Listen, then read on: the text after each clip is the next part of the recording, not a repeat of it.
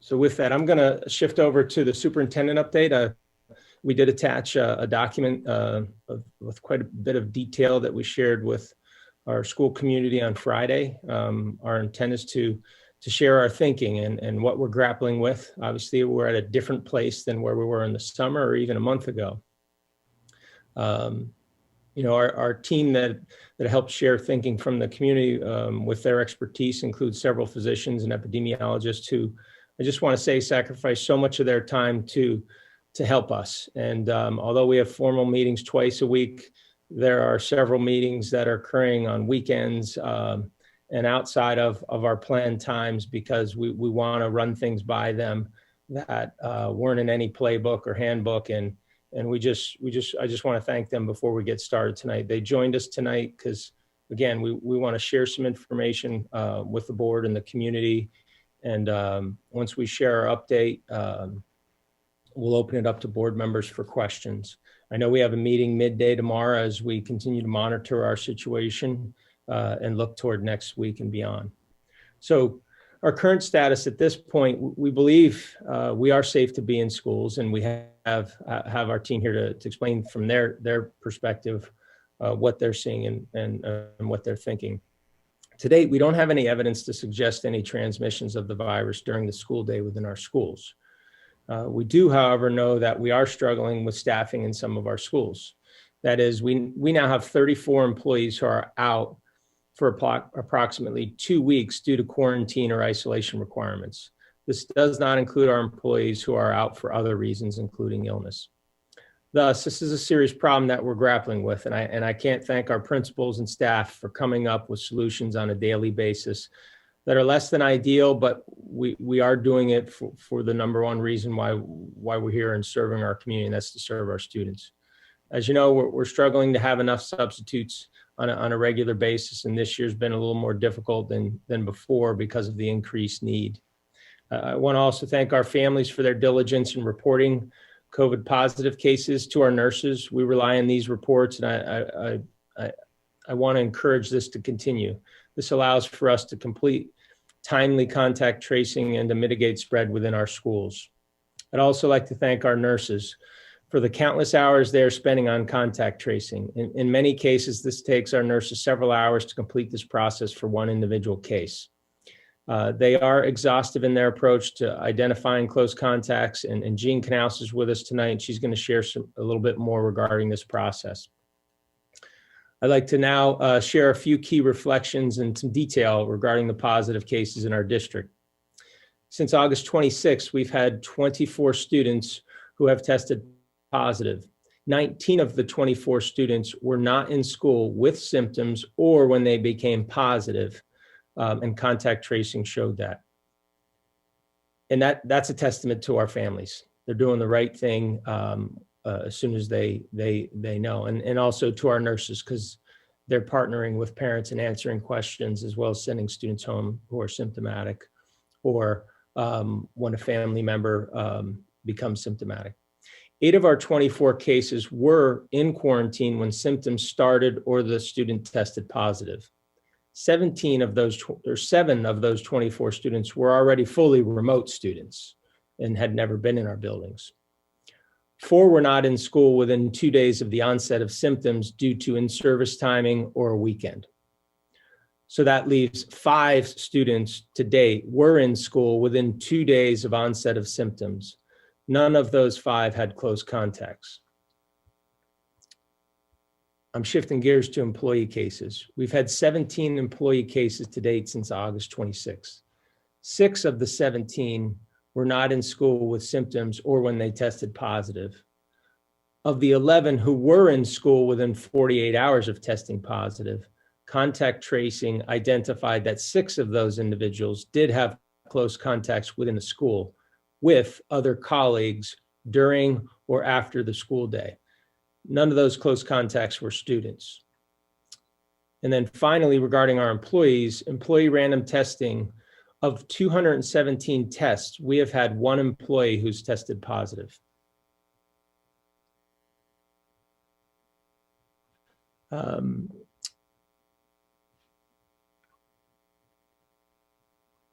don't think I need to. Okay. So I'm gonna move on to the contact tracing information and ask Jean Knaus, who heads up our nursing team and student services, and she's going to share a little bit about contact tracing, and then we're going to move into some points that we're going to ask of our safety team members that joined us to share. So, Jean. Sure, thanks, Bob. First of all, I'm not a nurse, but I do think I could be a contact tracer at this point in time. Just to be clear, our district follows the contact tracing is 48 hours following the symptoms, the onset of symptoms. They contact trace for 15 minutes, and they use a 15-minute threshold cumulative over that 48 hours and 6-foot window. So the 6-foot buffer around the student. So they follow those two things and go through every part of the student's day or the staff member's day to identify who the close contacts are. When they're sending kids home, they use the 2-group symptoms checklist. And so group A is one of the following, which is a cough, shortness of breath, difficult breathing, lack of smell, lack of taste. You just need one of those symptoms. The group 2, the group B, you have two symptoms, and they are fever, nausea or vomiting, chills, fever with chills, muscle aches and pains, sore throat, diarrhea, fatigue, congestion or runny nose, and headache.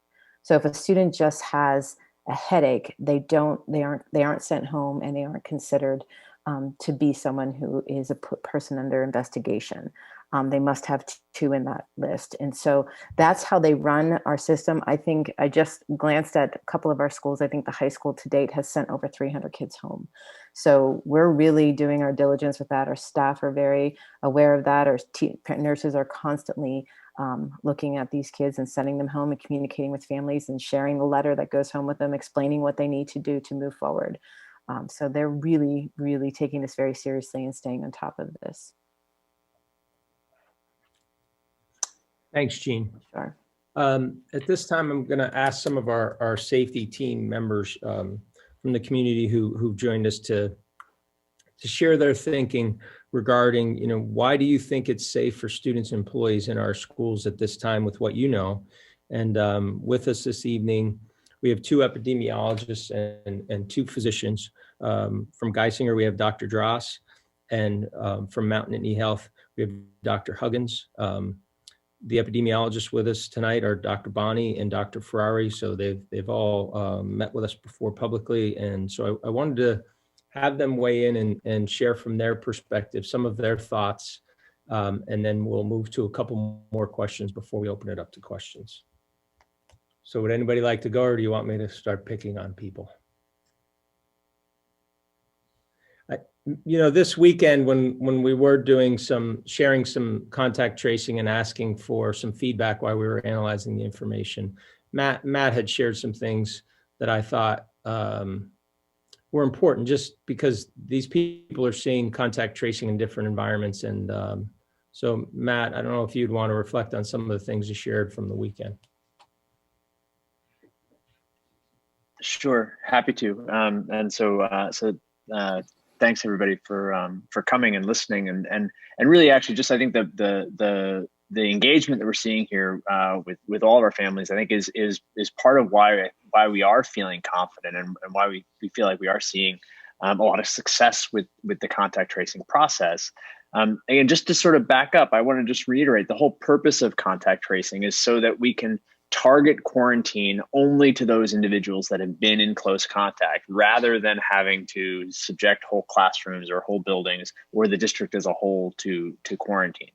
So to be confident that that we're detecting these contacts quickly, and getting these, and removing these risks from our school, we actually look at some of the numbers. Not only do we talk to the nurses that are doing this, and we get the stories and the backgrounds on these, and we get to hear that families have been compliant, they've been forthcoming with information, all of those things. Just hearing that process is going smoothly gives us confidence that they're getting the information necessary. So we've actually been reviewing many of those cases, and comparing that to some of the other cases that I've seen around the world, and even on the Penn State campus, right, where where the concerns are that they're running into lots of barriers, not getting the information necessary. We oftentimes hear a lot of frustration in contact tracing.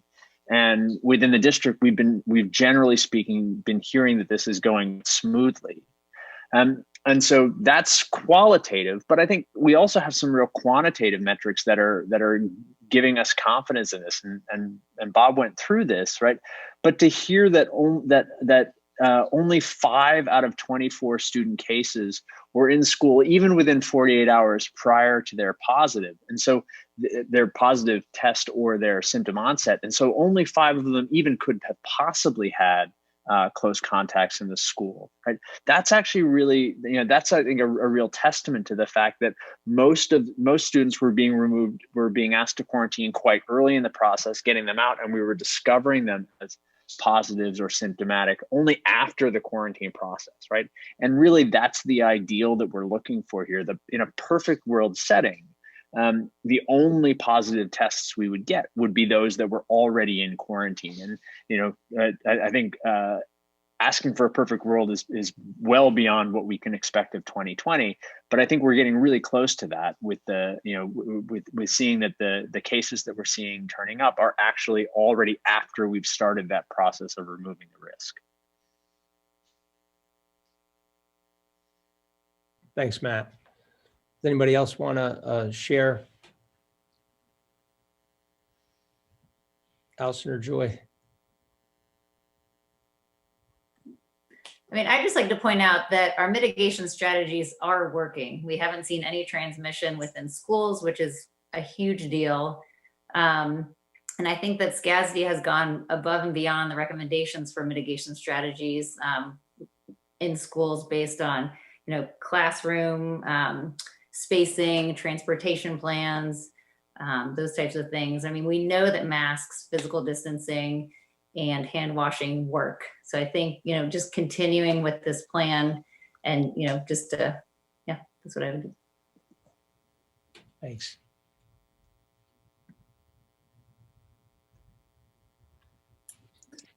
Joy? And Joy, do you want to add to that, or do you want me to go to the state level summary?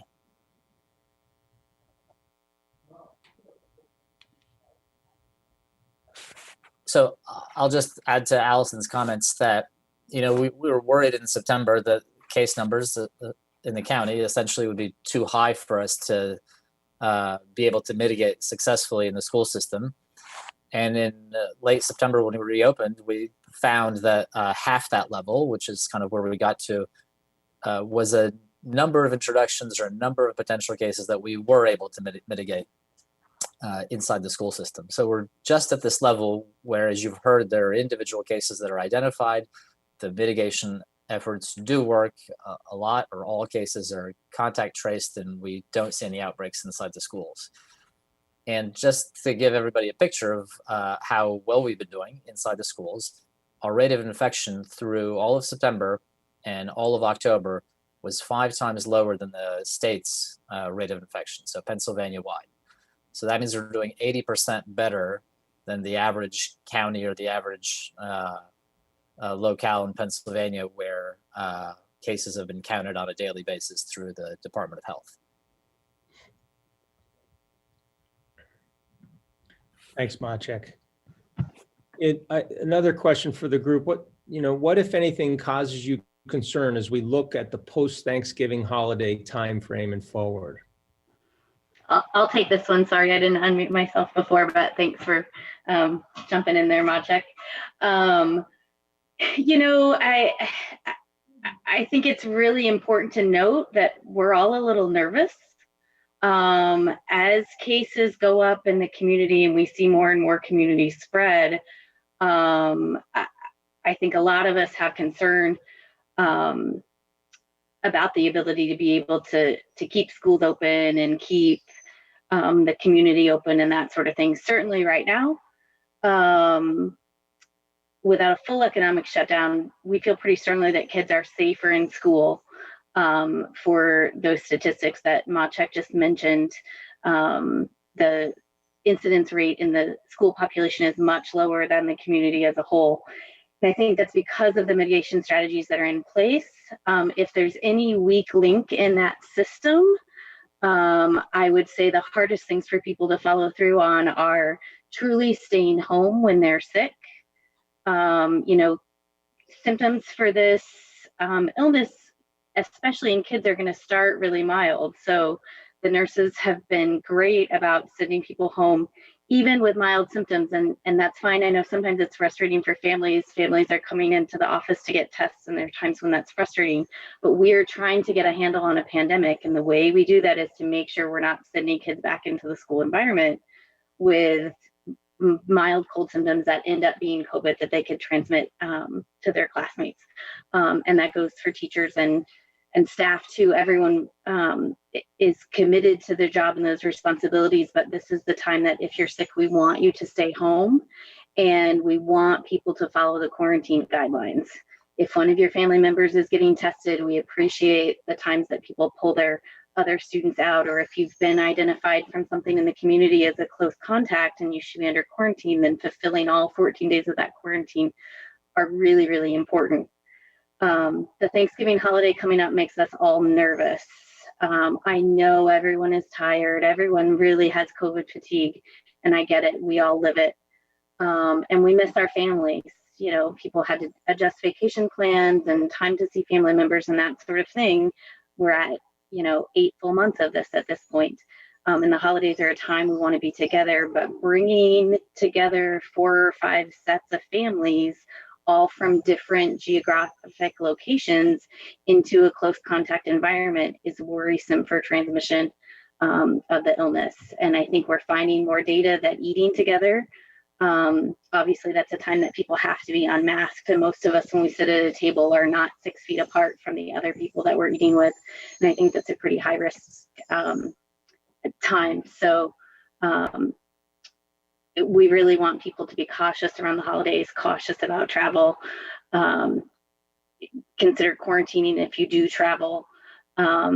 It's just, nationwide we're seeing numbers go up, and I know it's because people are tired, and I know we're moving events inside, but I think now is when we have to be more cautious than ever.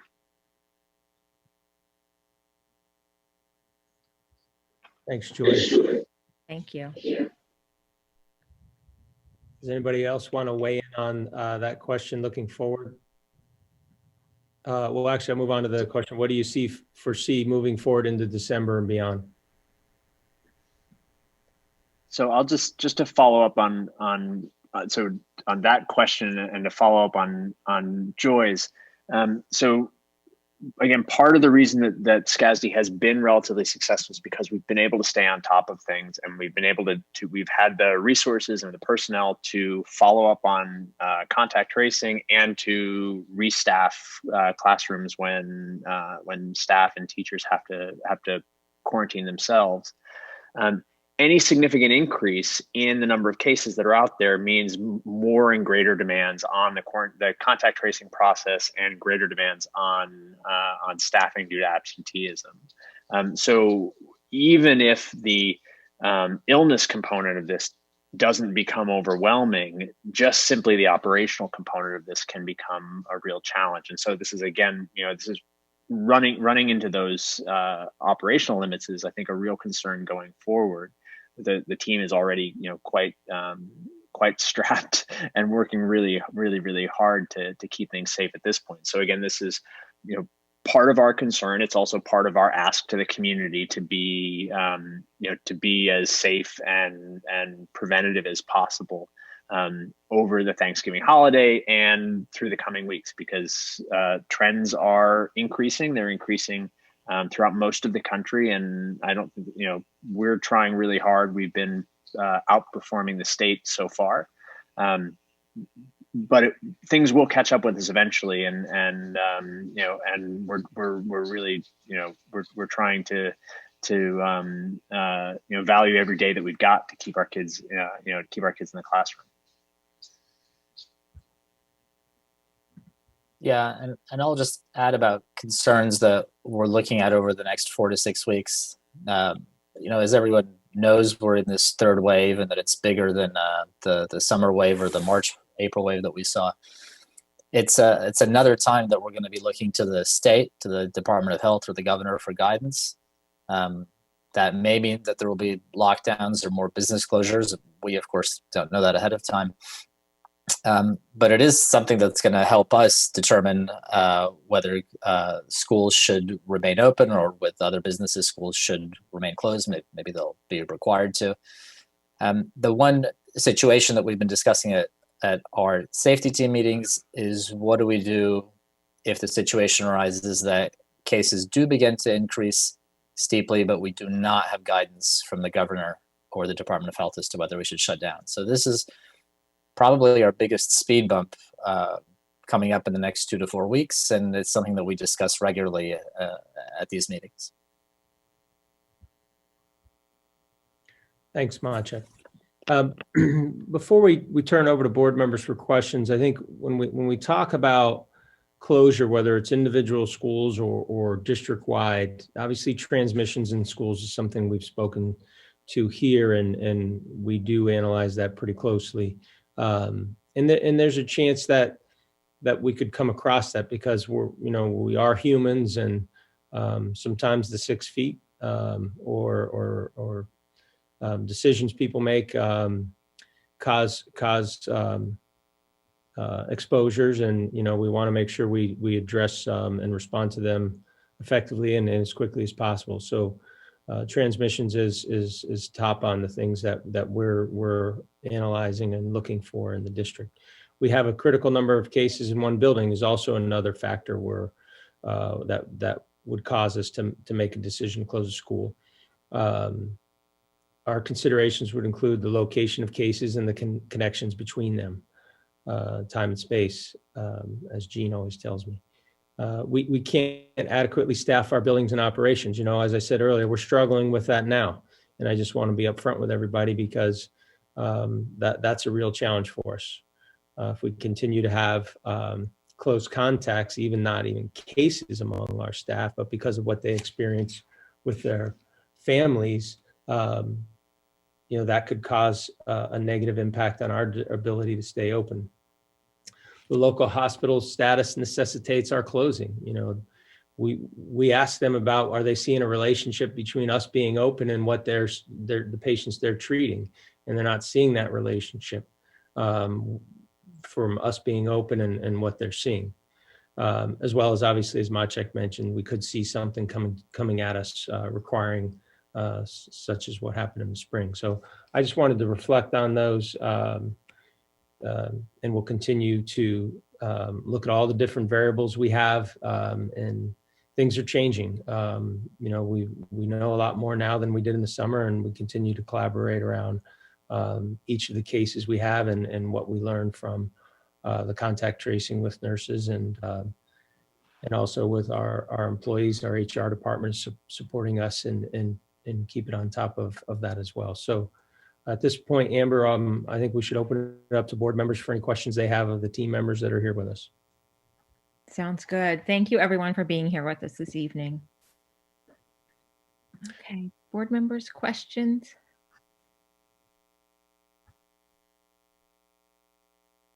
Gretchen. Yeah, thanks. I had a couple of questions. And I guess this one is for Bob.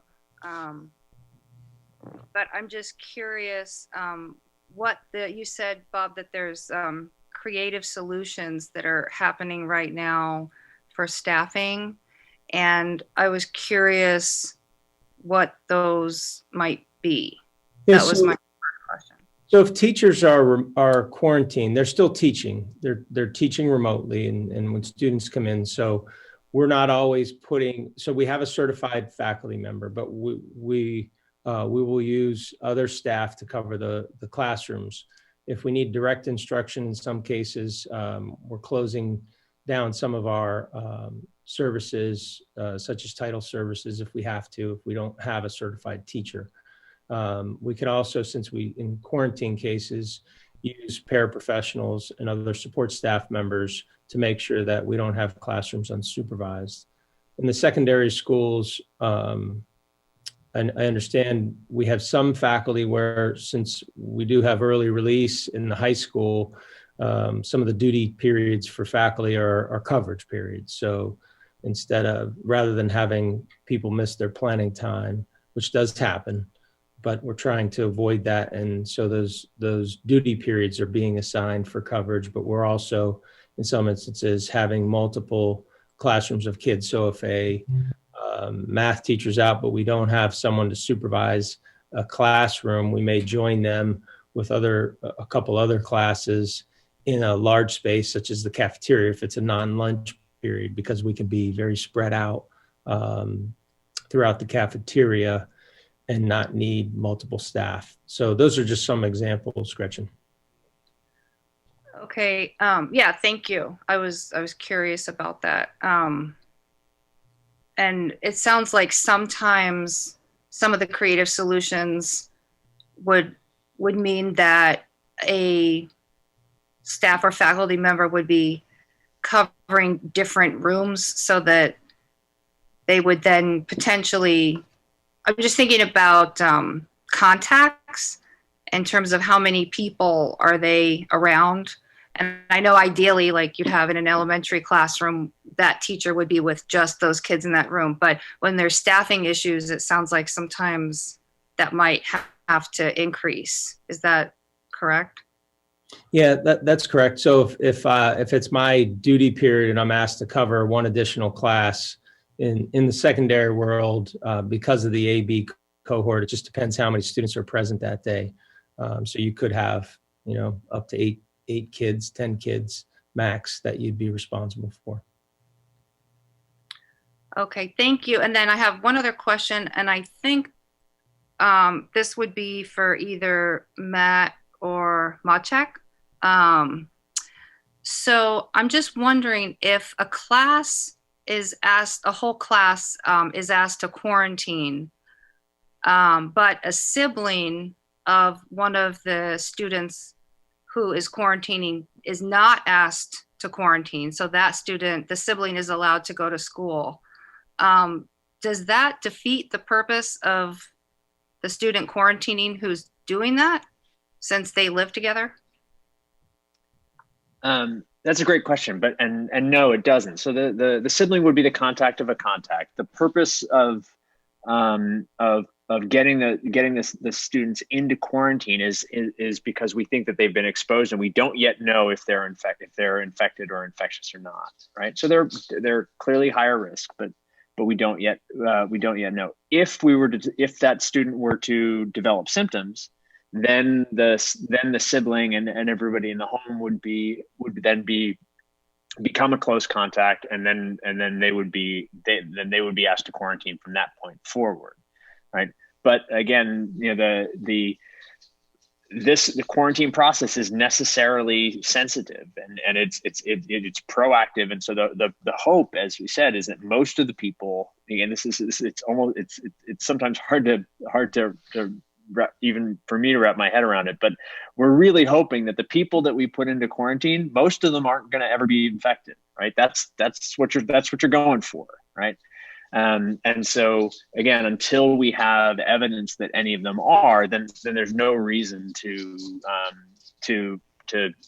have that knock-on effect to other individuals in the household. Okay, thank you, Matt. Thank you, Bob. Gretchen, I didn't finish my own thought. It depends. It could be more than the number I said if they're asked to cover multiple classes in a larger space. So I just wanted to make sure I didn't miss a key point. So they could have more kids that they're responsible for during that coverage. Sorry. Okay, thanks. Laurel?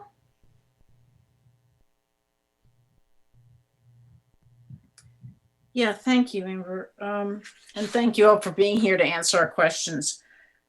One question was the random testing that you had mentioned, Bob, that sounds like it's gone fairly well. If someone shows up and actually does, when questions seem symptomatic, do they still get random tested, or do we shift them to somewhere else?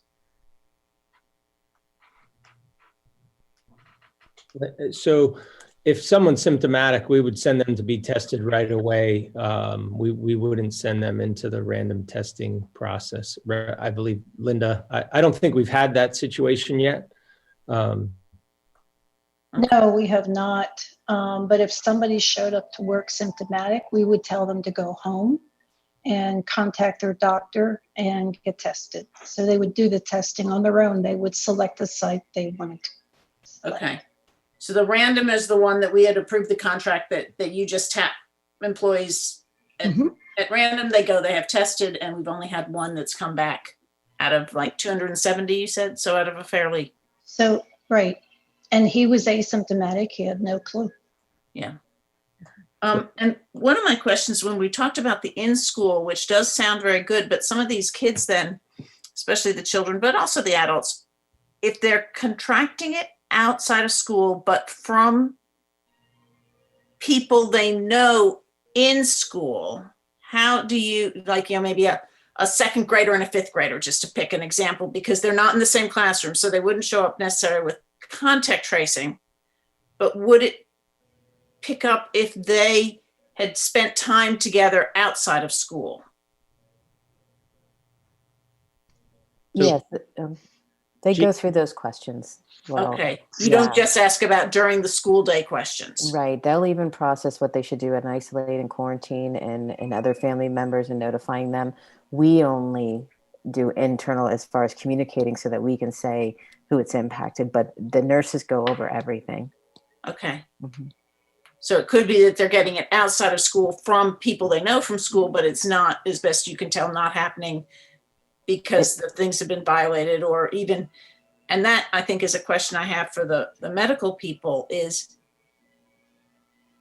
this the level you would expect, assuming we're doing everything right? I mean, we put these fairly stringent protocols in, but they might, that not necessarily 100%, but does this fall in line with your feeling, yes, what we're doing is working?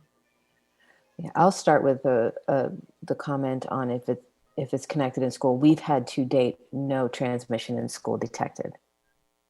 So nothing has been connected at all by cases. So that may change, but right now that's where we are. No. And that's true for employees as well. It's been a parent who's been positive or a sibling who's been positive. It has not been a friend in the school. So Laura, your question was about contact tracing, and do the medical professionals, epidemiologists, do they believe we're doing effective job with that? And they do. No, with the protocols. In other words, do they think that what we're, I mean, I'm thinking I know the answer. I just wanted to hear it from them, that what we are doing, the various things, the masking and the distance is that they would expect to see no transmission if we're doing these things, or virtually no, very low or none. Is that right? Right. I think it's a really good reinforcement as we've done. And I can't say enough about the job that the nurses are doing about being thorough and thoughtful with contact tracing compared to my experiences with perhaps patients or other people I've heard from outside of our district where they're relying completely on the Department of Health. Those contact tracing phone calls come at the end of a person's quarantine period. I mean, our nurses are really doing a tremendous job. I know it's taking a lot of effort, but they are on top of this within 24 hours of hearing about a positive test, because families have been good about sharing that information and tracking down those contacts. And so I think we do feel quite good about not seeing any transmission in the school environment. And then, to reiterate Maciek's point that the incidence of coronavirus in the SCASD population, students and staff, is 0.5%, whereas in Pennsylvania as a whole, it's 2.5%. Yeah. So I think that's really good and reassuring as well. It's good reinforcement that we're doing the right thing. We have to stay really diligent. And heading into the winter, as we'll see more cold symptoms, we have to stay really, really disciplined about staying home when you have symptoms. okay? And one is following up on what Gretchen had asked, which was in terms of where the staff is coming from when you've said, we've had to be creative and all. What about then those programs that the people are getting pulled from? What happens to those programs then? Because we don't have non-essential programs. Some interventions are put on hold and don't happen that day. If we are pulling someone who's an interventionist, if we're pulling an instructional coach who had a plan to either co-teach or help a particular teacher with something, then those things get postponed and don't happen that day. Okay. Thanks. I may have something later, but that's plenty for now. Vern, is there anything I missed? I think it's more prevalent in K-5, Laurel. The having to pull. Yeah. We don't have the flexibility to bring, we have a higher percentage of students in school and we have less large spaces available to us in K-5. So we have less flexibility. So we have to cover the kids where they are in their classrooms. Correct. Yeah. Scott, I see your hand raised. Yeah, thanks, Amber. I guess, so I had two questions, but first, just kudos to the administration and the safety team for all your work and diligence, but also into the thoughtfulness that you all put into this plan, because as Joy just mentioned, we have some of the lowest statistics in the state in an area that most predicted would be of the highest statistics in the state. So we have the lowest statistics in the state in a college town. And I think that speaks very highly to the community buying in, especially the SCASD community buying into the plan, but also just all of the effort that the safety team put in, the administration, and all of our staff carrying it out. So, I just can't say thank you all enough for all of the hard work that you're putting in on behalf of the kids and the families of the district to help keep our kids in school. So thank you very much for that. Two quick questions. Matt, you had, when you were going through your scenario with the class that was quarantined and there was a sibling, so you had a close contact and then you had a contact of a contact. And I think I heard you say that if the classmate who was originally quarantined, so the close contact, if that person developed symptoms, that then the sibling would be quarantined. And I wanted to clarify, is that quarantined and the sibling who has symptoms would then have a test? And basically the whole family would be quarantined until that test came back negative? Or is it an automatic quarantine and no test requested or required? Does that make sense? It's a great point, and so to be explicit and technical about the language, so if the classmate is if the classmate is symptomatic and we know that and they're symptomatic and a class contact in that case, right? Then they should absolutely get tested, right? They would absolutely be a person of interest and they should get tested. If that test comes back positive, right? Now then everybody in that household, presumably, unless they sequester that child right away. And isolate that child right away, then everybody in the household would then become close contacts of now of the infected classmate. The classmate would, terminology wise, we would say the classmate would be isolating, and all the family members would be quarantining. Okay. Right. Yeah. Yep. Thanks. That's clarifying and helpful. And then a quick question for Jean. So I've heard the list of symptoms, and silo A being a single symptom, silo B being multiple symptoms.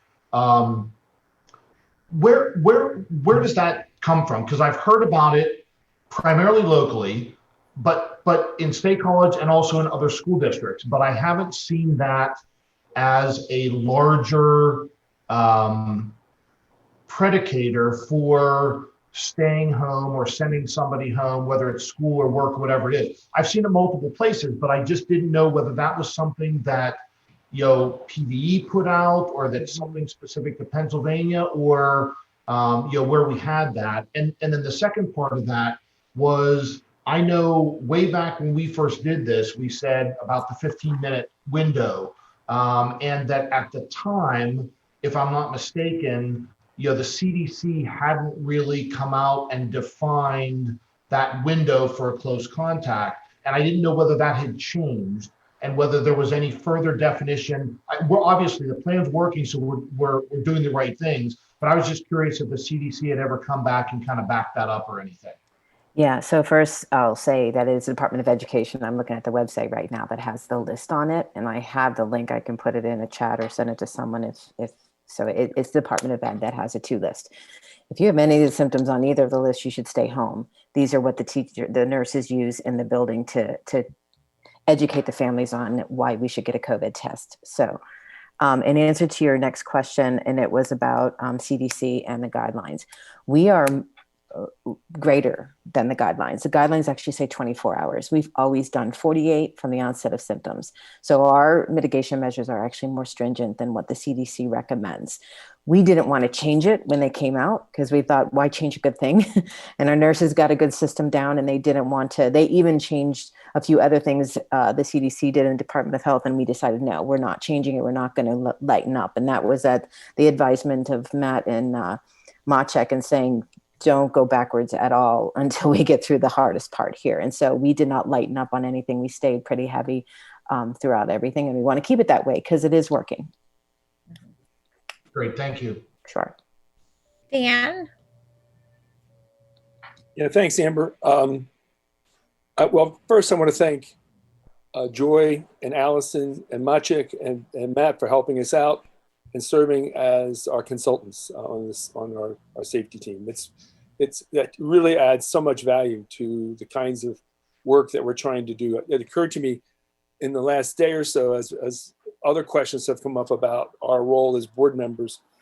When I ran for the school board, I never thought I would serve as a representative of the Department of Health or as a public health policy representative. This is a different kind of role, and you have really provided a lot of guidance for us to be able to try to fulfill that role. I have 1 or 2 basic questions. One of them that comes to mind is with this firewall, so to speak, that we've created, it's not impervious, but we do have some infections that are kind of gradually being discovered, but we're kind of eliminating them as a source pretty quickly. If it were just us, we could have put a bubble around our own system. Would it be fair to say, and this is a question for Matt and Maciek, would it be fair to say that we could eliminate the presence of the virus if we just put a bubble around ourselves and eliminated outside sources of influence here? That's a hypothetical, I realize. Well, maybe a bubble around SCASD only. Yeah, right. That's what I mean. Yeah. Right. Yeah. I mean, the short answer is the rate of infection. I'm thinking the likelihood of it moving within the system would be eliminated after a while. Yeah. I mean, if it's about SCASD only, then maybe I would guess that, yes, I think so. I think we could, with a sustained effort of multiple months of this type of contact tracing and quarantine and isolation. Yeah. But yeah, we just don't get to control what's out in the community. And right. Of course, in September and most of October, it was the undergraduates, and that's the part of the community that's the most difficult to control. So yeah, if everybody did this to this degree on the small numbers of cases that we see, then yes, we would be in excellent shape. And I guess, and that leads me to the other question, which, and I don't want to compromise you guys in terms of your roles within the university, but I guess I'm wondering, what were the dynamics of the onset of infections within the student body about which we, as representing the school district, were very concerned, still are. But how is it that wave, if you will, of infection has been kind of, I wouldn't say eliminated, but the impacts have been reduced somewhat than what we originally feared? Yeah, so it's hard to really provide a definitive answer as to why we saw a wave that seemed to have dissipated on campus.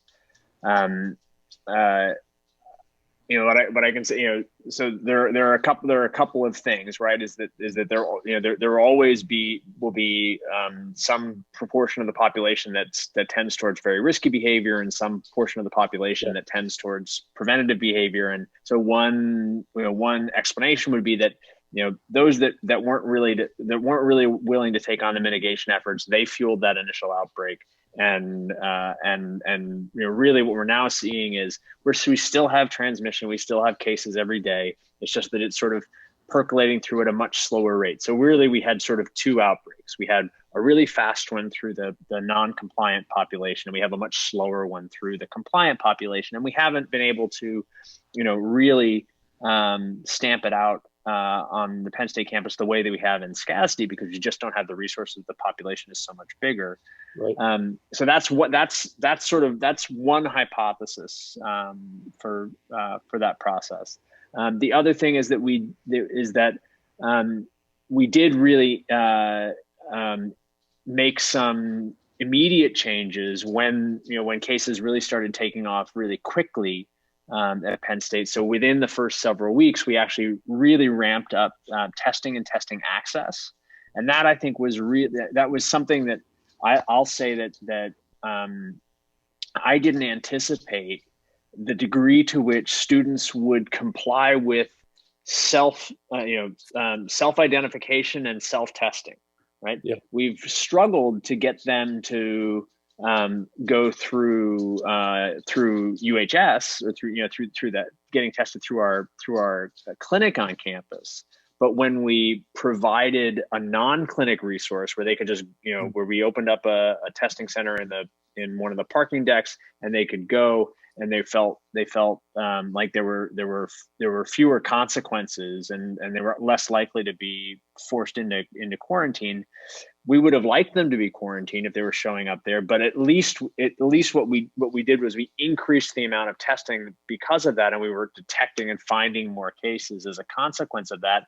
That then meant that all of those students were actually remarkably forthcoming with their contact tracing. It's just that they were doing it as a peer-to-peer process.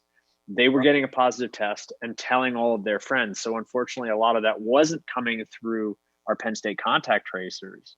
But it did I do think it had a meaningful effect in terms of slowing down the spread slowing down that initial spread that we had on campus. And so as soon as students became aware of those resources, then I do think that's likely to have had some mitigating effect. And at that age, I think making it more anonymous rather than walking into a facility which is identified with illness or with someone being infected as opposed by their peers or someone they might know, as opposed to doing something on a parking deck where they're unlikely to see any of their peers out and about that might be more likely to participate. I'm just guessing. I mean, who knows? Exactly. Yeah, I'll say that I don't think there was any stigma in terms of running into your peers or anything like that. All the students that I know on campus, and we've actually done surveys of students when they come in, they happily give up the names of the students that they interacted with, and they're happy to give it up. So they're not quite so happy to give it up to Penn State officials. Got it. But they're very happy. But they're very happy to give it up. To their friends and call and tell their friends, hey, I just got tested. Maybe you should go get tested. So again, it's so I think actually we've actually been realizing that if that's the way that we can reach out to students and we can reach out to them through peer-to-peer processes, then that's something that we should really just be trying to capitalize on, because it's maybe less effective per individual, but it reaches more, and the sum of it actually becomes more effective. Thank you. As a community member, but outside of the system, your system, there were just a lot of questions that arose as we were wondering how these processes were taking place. Thanks for clarifying that. And again, thanks to everyone for your help with us. And thanks to the administration for your efforts to provide some high expectations for our staff in terms of complying with and following the safety plan. Obviously, it's working. Thank you. And I just Thanks. I wanted to follow up, and there's no question the people with the toughest job in all this are obviously the people managing the students, implementing the plan while they're trying to do their regular job, and that's at the classroom level. So, without our faculty making this happen, we wouldn't be in school. And I don't know if any of us expected to still be in school at this time, and to be able to look at all these cases and have a sense of we're safe in buildings because of what we know, and there's a lot of people helping us. But I think earlier today, I believe it was Dr. Dross had mentioned some observations of here we are now, we're less concerned about the college students and more concerned about the outlying communities around us. So Joy, if you would share some of your observations. I know you and Allison are seeing this through your practices, and I think that was where you were coming from. Yes, I think as cases have hit us here in Center County, at least in following the numbers and Penn State numbers, we thankfully didn't see a huge amount of trickle over from the Penn State student population into the State College area. I feel like we're getting more of our cases at this point from the surrounding areas and communities. And certainly, as a Geisinger physician, they put out statistics for the Geisinger enterprise as a whole, which is centered in Danville and then a lot in the Northeast, and we're the westernmost side of that. And what I can tell you from seeing those numbers is Central Pennsylvania as a whole is in the midst of a big increase in cases.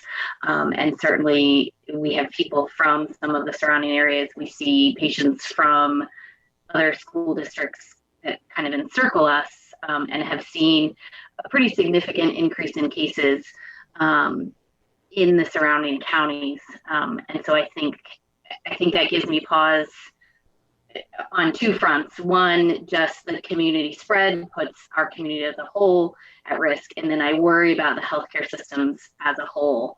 In the spring, there were cities with the healthcare systems getting overwhelmed with illness.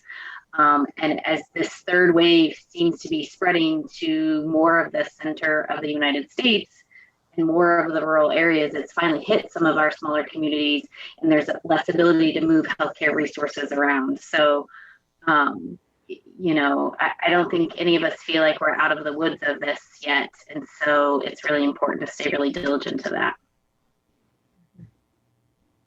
It sounds like because our mitigation efforts are working so well in school, that the limiting factor on being able to keep schools open is really going to be how well we're able to control community spread throughout our community, so that we don't have so many cases coming into school that those requirements around quarantine sort of cripple our ability to staff our schools to keep them open. So if we can encourage our community to just use every caution. And what I think is should be very empowering for people at this time is seeing how well the masking and physical distancing in school is working, and that we need to take that, into the rest of our lives as well.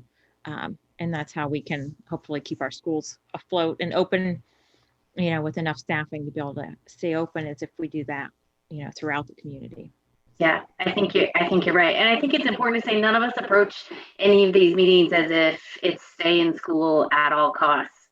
Every week we have very in-depth conversations and investigation to make sure we're not seeing school transmission as priority number one. And two, the mitigation strategies are working. The contact tracing and quarantine are catching the people that are at high risk. All of those things, we're still talking hours and hours and hours each week. And we've learned some things along the way. We're now in the third month of school, and I think the important things and pieces of data that we pick up as we go through this process, then we can apply to things moving forward and make better decisions. It's great to hear. Thank you. I mean, I can't imagine the amount of hours you all are putting in. I just really appreciate it. Laurel? Yeah, actually, that's sort of what I was thinking, because I was thinking between you and possibly even scholarly articles that you do, and Chris Rosenblum as our sort of publicist, we really are, for people who think these things don't work, we're an excellent example of how well they can work when they work, and we should be. I'm concerned about things, but I think we should really be touting that. One of the things that does concern me, and I wonder if they'll change it, is that I still, the PDE or DOH, I can't keep them straight, which it is, but their guidance still says if there's substantial transmission in the county, you should be closed, period. And we're not doing that. On the other hand, we are, as Dr. O'Donnell said, we're meeting the needs of kids. And as we're seeing, what we are doing on a physical level, at least, seems to really be working. So I think that maybe as that information gets out there, that may even lead to some changes in how the big picture is looked at. And that would be good, because I think, as we're sticking with this longer, and even if there is a vaccine, it's still going to be a long time. And the more people feel, I think you get less pandemic fatigue if you know what works and what doesn't. So I certainly encourage you to share this, around whenever you get a chance to. And, like the others have said, there's a lot of thanks to go around, both to you guys as our experts and also to the people in the buildings who are making it happen. I think, Laura, well, one, I don't want to, get overconfident, because we're pretty much on the heels every day. But I do think some of the reasons other school districts and communities aren't able to put the same mitigation in place is, we have almost 2/3 of our parents have volunteered to drive their kids to and from school. Like that, I'm unaware of anybody having the distancing on buses. And this is probably the first year I haven't heard complaints about having so few kids on the buses. But the only reason we're able to do that is because of our parents. And right now we have some parents asking to get back on buses, and we really need parents to continue that, especially through these winter months, if we're able to have in-person learning. So there's some key factors that, ingredients, I should say, that make this go, that we're pretty fortunate. I don't know how other communities would ever get that level of, ability from their families to do that. That's good to know. Had the facilities and all these new facilities, we were sort of lucky with the timing. If this had occurred a year or two earlier and we were in the middle of building projects, it would be a different situation. But so fortunate to have these buildings that are new and generously sized. Jim? Thanks. And I'd really like to say to the safety team, all of our personnel that are included on the safety team, thank you so much. I know that you're putting in a lot of hours that are, some that were unplanned to enable the administration to make the best decisions possible. Thank you for being flexible on our plan in terms of allowing it to adapt and recommending changes for it as we went along in terms of what we learned as we learned more about the virus, as we learned more about transmission, and certainly as we learn more about the coupling factor between the Penn State community and the State College community. So appreciate that. And then the only question in terms of a coupling factor, I have a question that might pertains to me, and it pertains to, I think, quite a few people in our school district. I have a Penn State student who will be home as of this weekend.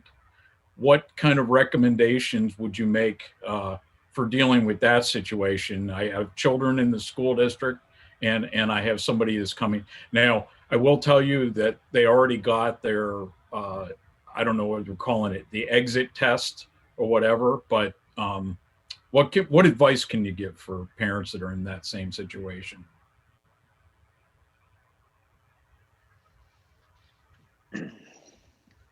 Yeah.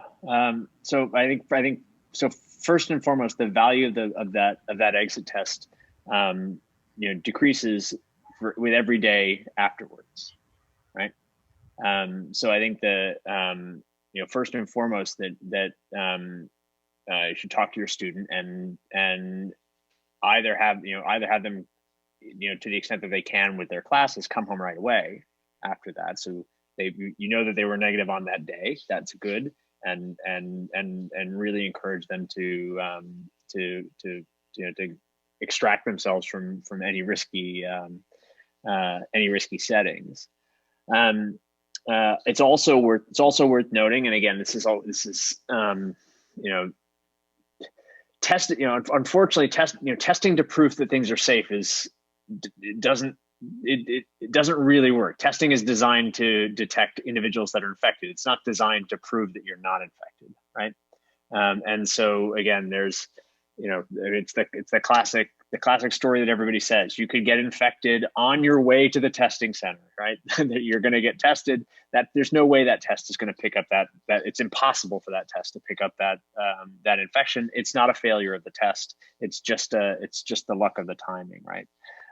So again, you recognize that your student is coming out of a risk setting and coming home, and if you've already taken on that risk if you're encouraging that student to come home, right? And far be it for me to tell families not to be together, right? It's just but that should be done. That should be done safely, and that should be done thoughtfully, right? Again,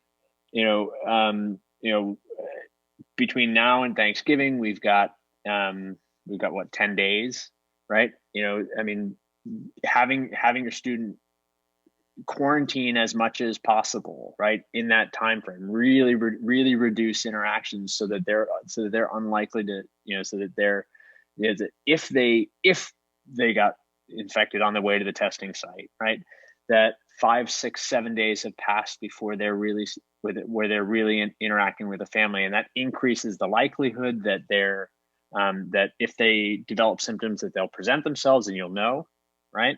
I know that when they leave that testing, they're handing out the scratch and sniff cards, and I mean, really, this is like the chicken soup of things, right? It can't hurt. We know that loss of taste and smell is a common symptom. It's particularly a common symptom among younger individuals that aren't presenting with other respiratory disease symptoms, and so encourage them to use that, right? Just do all that is possible. I think really it's that transition from campus to home that's the risky thing, right? Hopefully you can mitigate risk as much as possible when you're at home. Keep your circle tight.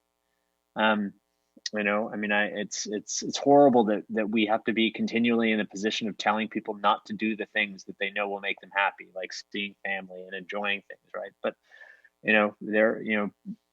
even this year, being able to share a family dinner with 4 or 5 people is pretty special. And so I try and enjoy that rather than 15 or 20 people. Again, like I said, I think that one of the most one of the most important traits to being an epidemiologist is, and I think Allison and Joy have agreed with me that it's also an important trait of being a pediatrician, is not being afraid to repeat yourself, right?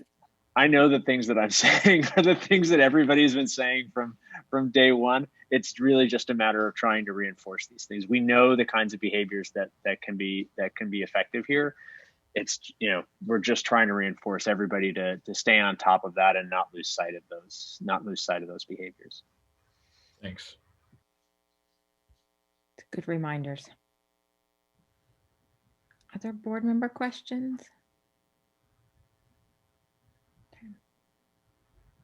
All right. Well, thank you so much, everyone. Really, really appreciate all your time this evening and over the past weeks, looking at this information and the level of detail that you have. Really grateful. I think our whole community is. Dr. O'Donnell, should I turn it back over to you? We'll see those folks tomorrow. Obviously, they're not responsible for our staffing woes, and and we work with those at the district level, and then obviously the principals run point at the schools, and I didn't share that because we're in a good spot. We're struggling, so we'll keep tabs, and if any status changes, whether it's any schools or the district, we'll let everybody know immediately. So I just thank the team for my request for them to come on tonight and just share some thinking publicly, and what we communicated in writing on Friday. We're trying to speak to the elephant in the room, everything we're talking about and why and what the thinking is. And so I thought this was helpful for them to come tonight and have a dialogue with the board. So I appreciate you putting that in.